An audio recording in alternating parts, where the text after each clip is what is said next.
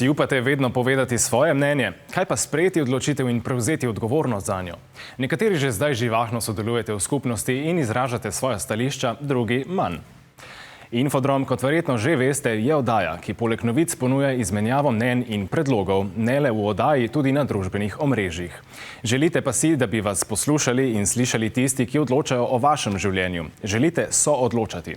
Prav zato je Zveza prijateljev mladine Slovenije pripravila konferenco z imenom Državljani prihodnosti. Tam so bili mladi enotni. Želimo sodelovati, a nas ne slišijo.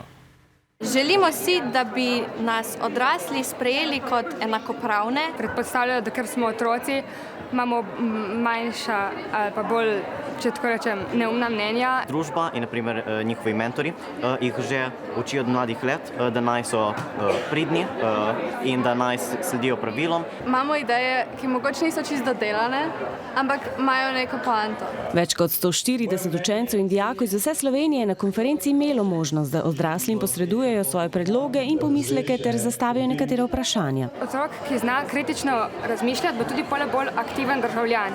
In to kritično mišljenje bi morali na šolah dosti bolj razvijati. Menim, da bi se državljanska vzgoja ter etika morala učiti še več let, kot se trenutno. Da ne bi ocenjevali športne, likovne ter glasbe enako kot ostale predmete. Že v šoli bi lahko dali neke ure, ki bi bile namenjene debatam. Najprej si želijo biti slišani doma in v šoli.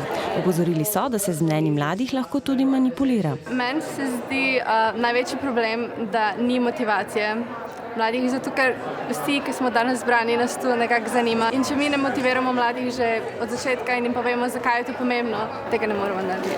Motivacija je povezana tudi s strahom pred tem, da se nič ne bo spremenilo.